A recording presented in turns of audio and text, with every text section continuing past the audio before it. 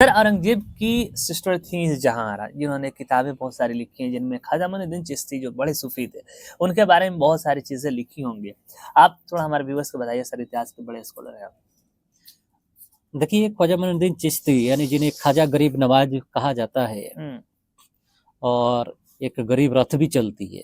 हुँ, तो औरंगज़ेब की बहन जहांआरा ने उनके बारे में उनकी बायोग्राफी यानी जीवनी लिखा है ख्वाजा मोइनुद्दीन चिश्ती की, हुँ, और उनके चमत्कारों को भी लिखा है। अच्छा, वो कई तरह के चमत्कारों को लिखती है। वो हुँ, कहती है कि ख्वाजा मोइनुद्दीन चिश्ती को जब परेशान किया गया, हुँ, हुँ, तो उनकी वजह से जानवरों की दूध सूख गए। जो जानवर दूध पिलाने वाली थी, हुँ, उनके दूध सूख गए। यहाँ तक कि और परेशान किया गया, तो जो औरत दूध पिलाने वाली थी, उनके भी दूध सूख गए। हुँ, इसके बाद जो वहाँ के बड़े लोग थे, उन्होंने हुँ, इसके बीच जो भी बच-बचाव किया। हुँ, उसके बाद ख्वाजा मोइनुद्दीन चिश्ती की दुआ से हुँ, वो जानवर के पूरे दूध वापस हो गए और औरतों के भी दूध वापस हो गए, हुँ, क्योंकि उनके बच्चे दूध के बगैर हुँ, तड़प रहे थे। तो ख्वाजा मोइनुद्दीन चिश्ती ने दुआ की और वो सब वापस आ गए। हुँ, देखिए, जहांआरा ख्वाजा मोइनुद्दीन चिश्ती की भक्त थी।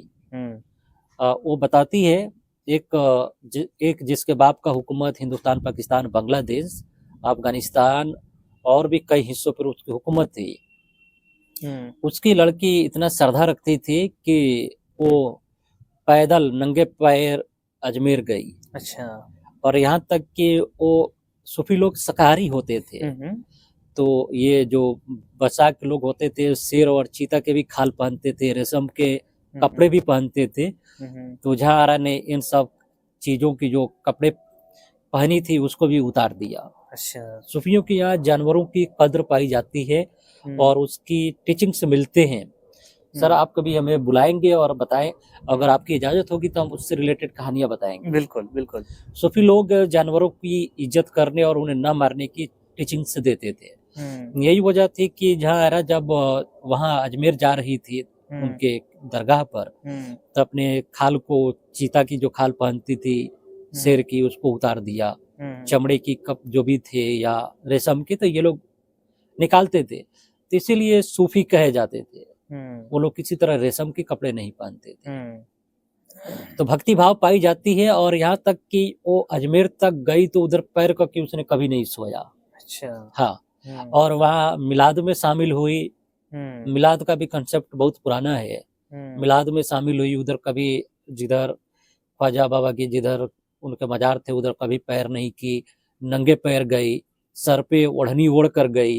हुँ, हुँ, और ये सारी बातें हैं। इसके विस्तृत अगर आप पढ़ना चाहती हैं तो एनसीईआरटी की 12th की किताब है, हुँ, थीम्स इन मेडिवल इंडिया, हुँ, मध्यकालीन भारत के विषय वस्तु, हुँ, हुँ, हिंदी में, जो 12वीं क्लास की है।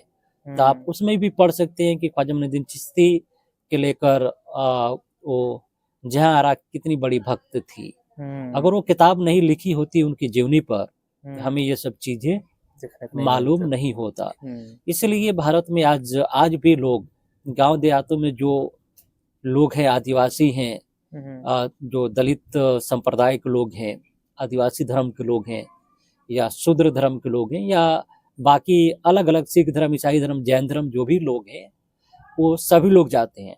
हुँ, इनमें से तो ज़्यादातर जिनको ये भी मालूम नहीं अजमेर कहाँ है, कब है, क्या, वो हुँ, लोग भी जाते हैं अपनी दुआ और मन्नत के वास्ते। हुँ, मैंने तो सुनकर एक आदिवासी औरत को ये काफ़ी हैरत हुई हुँ, कि उसने कभी स्कूल की मुँह नहीं देखी थी। हुँ, वो औरत ख्वाजा मोइनुद्दीन चिश्ती के चमत्कारों की कहानी सुना रही थी। हुँ, ये कोई मौलवी ने उसे बताया नहीं था, बल्कि वो औरत आदिवासी जनरेशन दर जनरेशन सुनकर आई थी और बता रही थी, तो उनके चमत्कार की वजह से मेरी लड़की का बेटा पैदा हुआ है। राइट। तो ये सब बात है।